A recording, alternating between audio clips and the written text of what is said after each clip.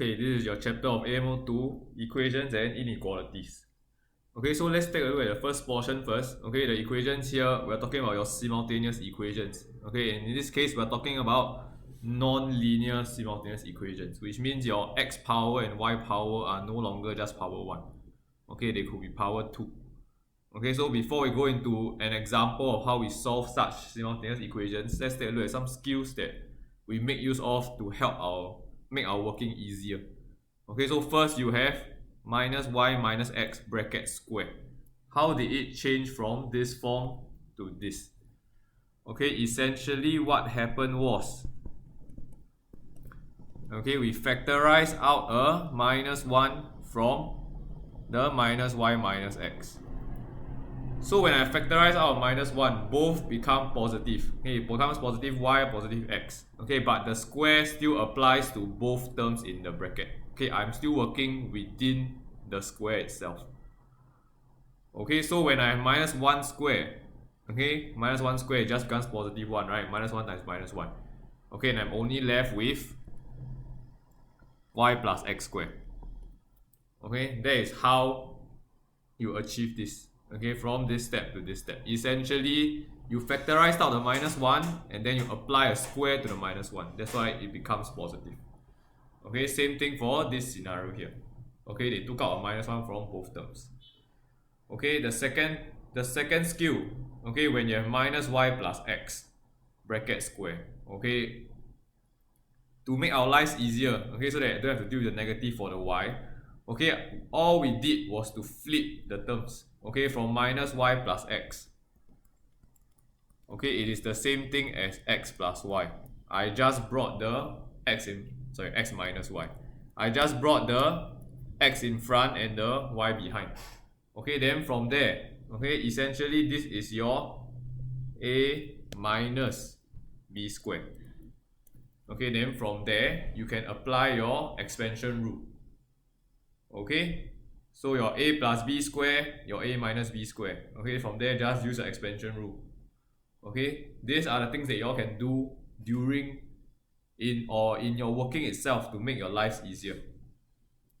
Okay, so with these skills in mind, let's take a look at the example question we have below. Okay, so before I go into the example question below, okay, whenever we are dealing with non-linear simultaneous equations, okay, we always use substitution method. Okay, substitution method.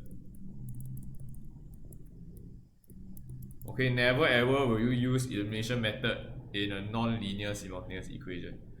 Okay, so the two equations you are given to work with, okay, first is 2y equals to 3x minus 1, which is the linear equation. So I have one linear equation and one non-linear equation.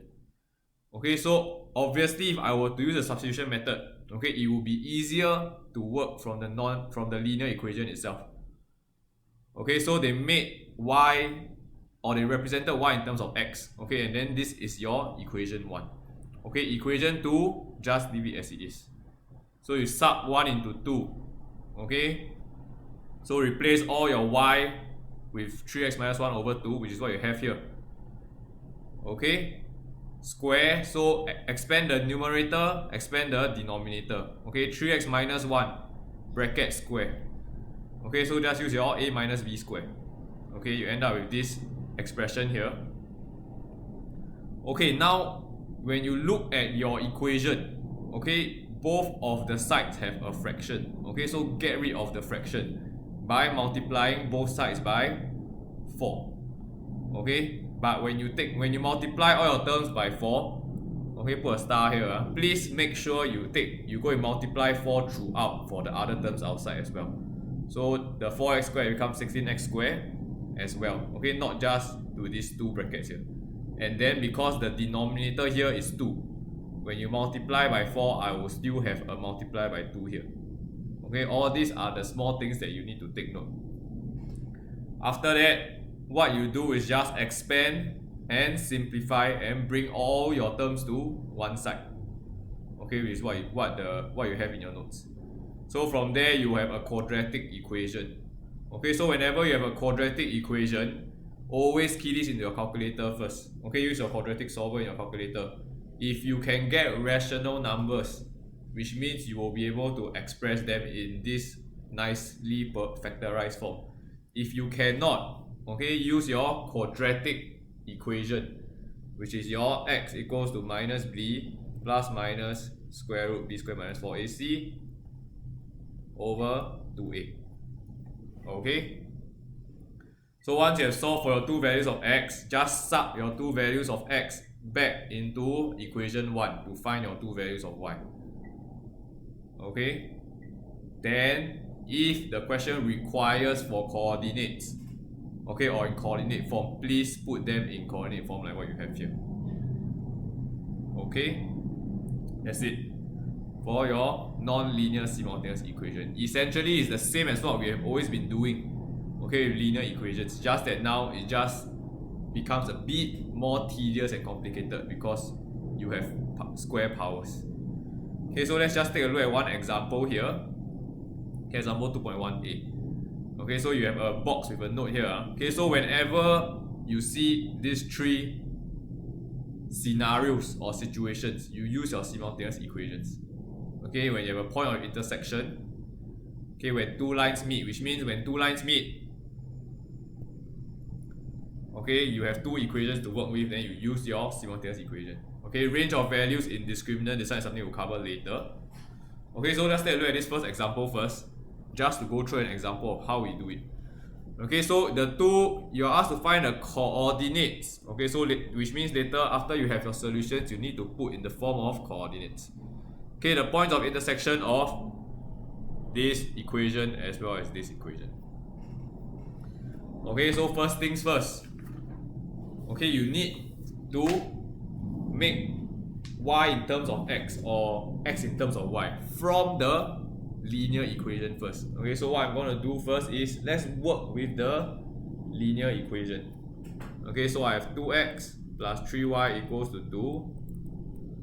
Okay, bring over the 3y equals to 2 minus 3y. Okay, divide the 2 over. So I have 2 minus 3y over 2.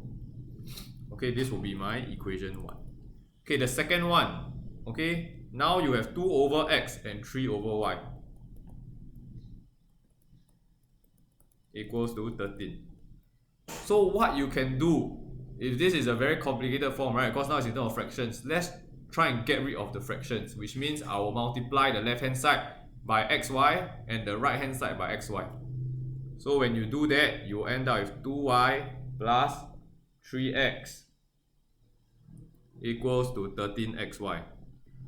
Okay, this will be my equation 2. So from there, sub 1 into 2. Okay, and then solve it as how you would.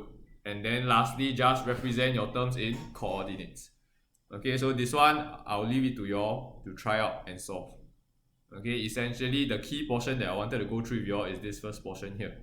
Okay, how you identify what are the equations that you work with.